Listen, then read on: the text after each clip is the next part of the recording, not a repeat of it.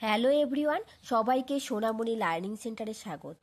আমি আজকের ভিডিওতে নিয়ে এসেছি দশম শ্রেণীর ভূগোলিকা ও পরিবেশ যে বাণী সংসদের যে বইটি রয়েছে ক্লাস 10-এর কানাইলাল মণ্ডল ও আলোকনাথ ঘোষের। এই বইয়ের প্রথম অধ্যায় বহির্জাত প্রক্রিয়া ও তাদের দ্বারা সৃষ্ট ভূমিরূপ। এই অধ্যায়ে যত প্রশ্ন রয়েছে সমস্ত প্রশ্নগুলো আমি সলভ করে দেবো, অর্থাৎ সমাধান করে দেবো।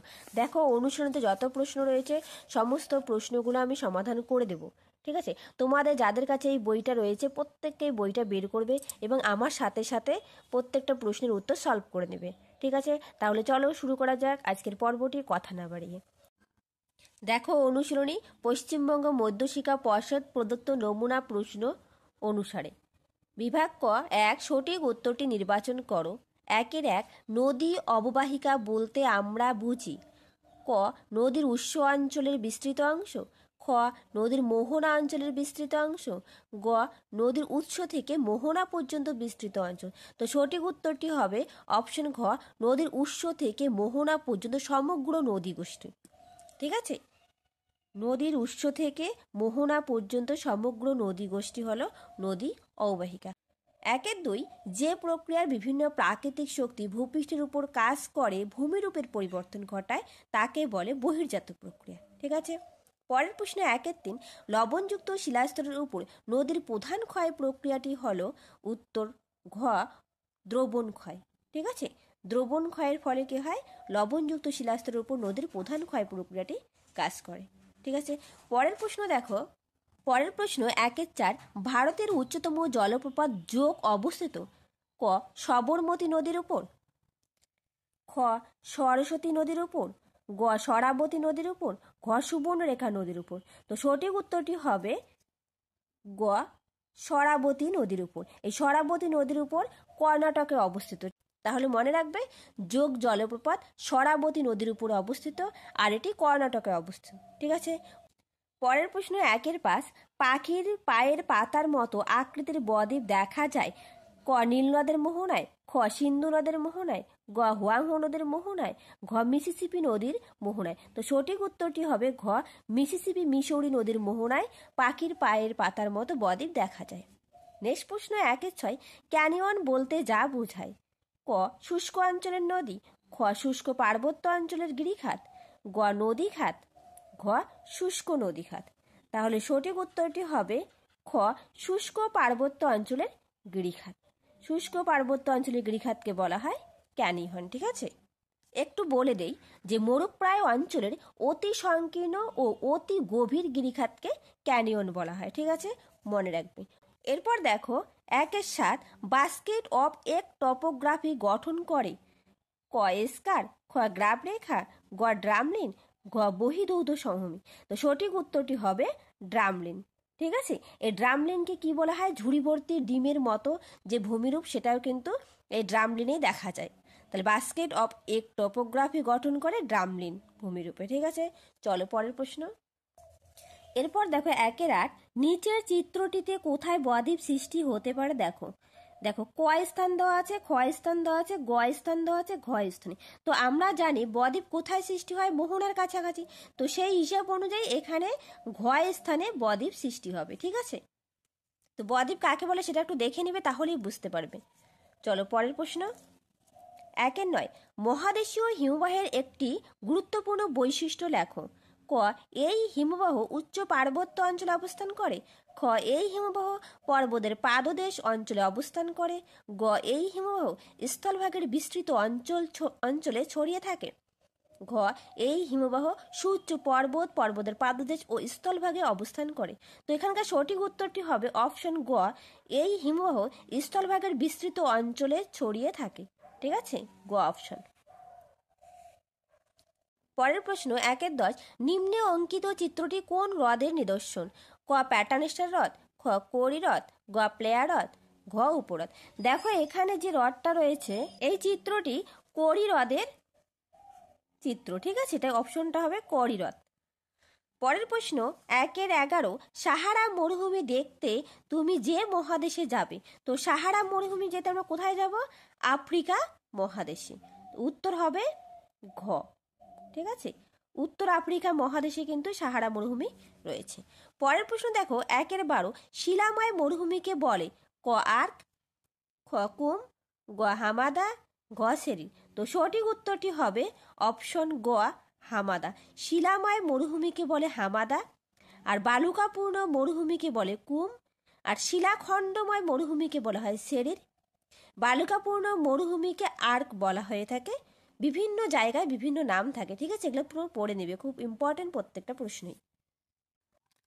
এরপর দেখো বিভাগ খ 2-1, শুদ্ধ এবং অশুদ্ধ লেখো। প্রশ্ন মান 1, 2-1-1, গিরিখাত ও ক্যানিয়নে নিম্নক্ষয় অপেক্ষা পার্শ্বক্ষয় অধিক হয়। তো এটা অশুদ্ধ হবে।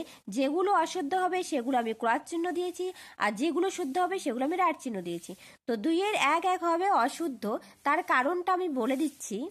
কারণ ক্যানিয়নে শুধুমাত্র নিম্নক্ষয় হয়, পার্শ্বক্ষয় প্রায় হয় না বললেই চলে, কিন্তু গিরিখাতে নিম্নক্ষয়ের সাথে পার্শ্বক্ষয়ও হয়ে থাকে, ঠিক আছে? আর এখানে বলছে নিম্নক্ষয় অপেক্ষা পার্শ্বক্ষয় অধিক হয়, যার জন্য এটা অশুদ্ধ হবে। পরের প্রশ্ন 2-1-2, যে জলপ্রপাতে প্রচুর জল প্রবাহিত হয় তাকে ক্যাটারাক্ট বলে। তো এটা সঠিক, শুদ্ধ হবে। পরের প্রশ্ন 2-1-3, জলপ্রপাতের পাদদেশে সৃষ্ট বর্তুলাকার গর্তকে মন্থকূপ বলে। এটা ভুল। তার কারণটা আমি বলে দিচ্ছি। নদী উপত্যকার তলদেশে মন্থকূপ সৃষ্টি হয়, আর জলপ্রপাতের পাদদেশে সৃষ্ট বর্তুলাকার গর্তকে বলা হয় প্রপাতকূপ। ঠিক আছে, মনে রাখবে, পারলে খাতায় নোট ডাউন করে রাখো। পরের প্রশ্ন 2-1-4, মাজুলি ভারতের বৃহত্তম নদী দ্বীপ। এটা সঠিক, অর্থাৎ শুদ্ধ। পরের প্রশ্ন 2-1-5, হিমশৈলের 1/9 জলের নিচে ডুবে থাকে। এটা ভুল। তার কারণ হিমশৈলের 8/9 জলের নিচে ডুবে থাকে, আর 1/9 জলের উপরে থাকে। ঠিক আছে। পরের প্রশ্ন 2-1-6, হিমরেখার উপর থেকে নদীর কাজ শুরু হয়। এটাও অশুদ্ধ। তার কারণ হিমরেখার উপরে কি হয়, চির তুষার ক্ষেত্র থাকে। ঠিক আছে, মনে রাখবে, চির তুষার ক্ষেত্র।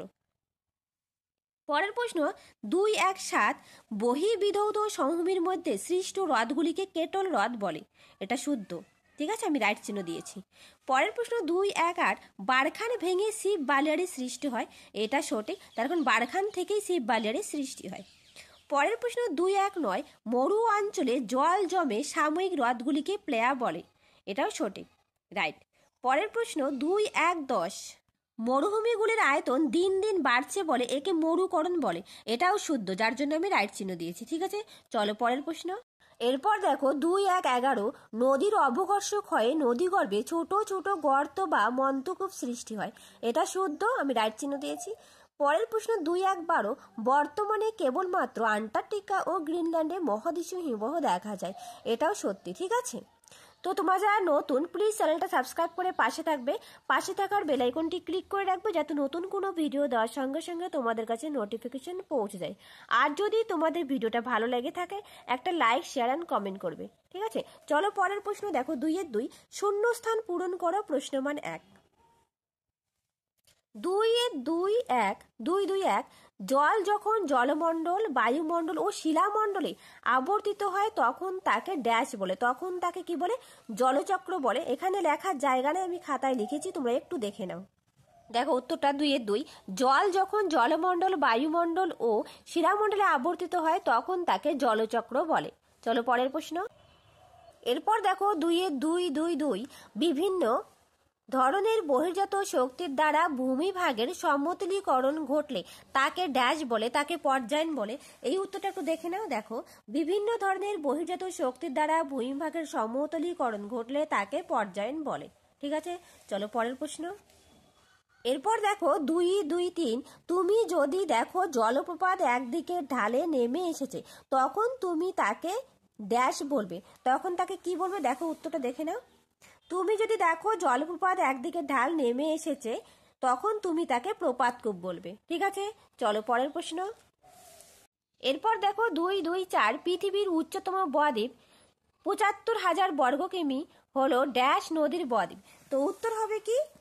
পৃথিবীর উচ্চতম বদ্বীপ 75,000 বর্গ কিমি হলো গঙ্গা ব্রহ্মপুত্র নদীর বদ্বীপ। ঠিক আছে, চলো পরের প্রশ্ন। এরপর দেখো 2-2-5, এসকার হিমবাহের ড্যাশ কাজের ফলে সৃষ্ট ভূমিরূপ। তো উত্তরটা একটু দেখে নাও। দেখো, এসকার হিমবাহের সঞ্চয় বা অবক্ষেপণ কাজের ফলে সৃষ্ট ভূমিরূপ। সঞ্চয় লিখলেও রাইট হবে, অবক্ষেপণ লিখলেও রাইট হবে। ঠিক আছে, তোমরা যে কোনো একটা লিখবে। চলো পরের প্রশ্ন। এরপর দেখো 2-2-6 ক্রাক এর পশ্চাৎ দেশের শিলাস্তূপকে ড্যাশ বলে। তো উত্তরটা দেখে নাও। ক্রাক এর পশ্চাৎ দেশের শিলাস্তূপকে টেল বলে। ঠিক আছে, তো তোমাদের এর সাথে কিছু কথা বলে রাখি। এর আগে আমি বসু মৌলিক এবং রঞ্জিত গড়াঙের যে বইটি রয়েছে, এই বইয়ের বহির্জাত প্রক্রিয়া ও তাদের দ্বারা সৃষ্ট ভূমিরূপের সমস্ত প্রশ্ন করিয়ে দিয়েছি। তারপর হচ্ছে ইন্ডিয়া অর্থাৎ ভারতের যে পঞ্চম অধ্যায় রয়েছে সেই অধ্যায়টাও করিয়ে দিয়েছি।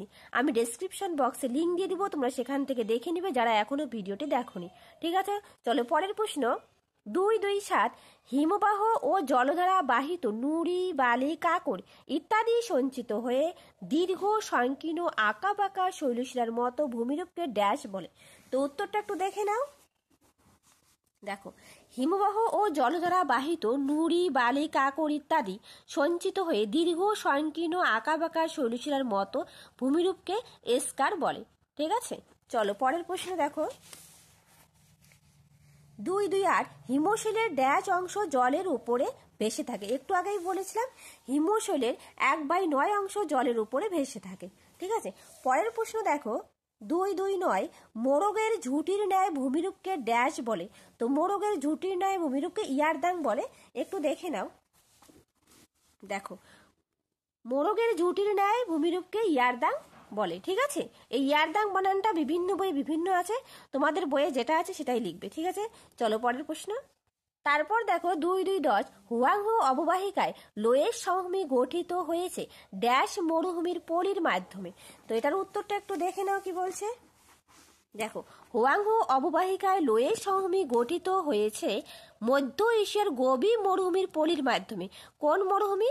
গোবি মরুভূমি। শুধু গোবি লিখলেও হবে আর মধ্য এশিয়ার গোবি লিখলেও হবে। ঠিক আছে, চলো পরের প্রশ্ন।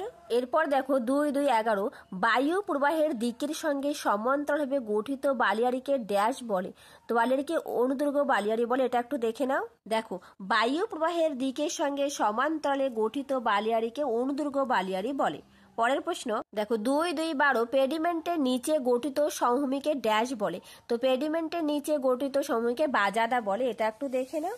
দেখো, পেডিমেন্টের নিচে গঠিত সমভূমিকে বাজাদা বলে। ঠিক আছে, আমার বইয়ে লেখা জায়গা ছিল না, যার জন্য আমি খাতায় করিয়েছি, তোমরা একটু লিখে নিও।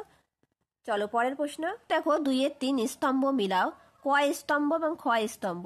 2-3-1 দেওয়া আছে গ্র্যান্ড ক্যানিয়ন। তো গ্র্যান্ড ক্যানিয়ন হবে গোয়া কলোরাডো নদী। তোমরা বইয়ে দাগিয়ে নাও। ঠিক আছে, গ্র্যান্ড ক্যানিয়ন কলোরাডো নদী। ঠিক আছে, তারপর দেখো 2-3 নিউমুর দ্বীপ সমুদ্রে নিমজ্জিত দ্বীপ।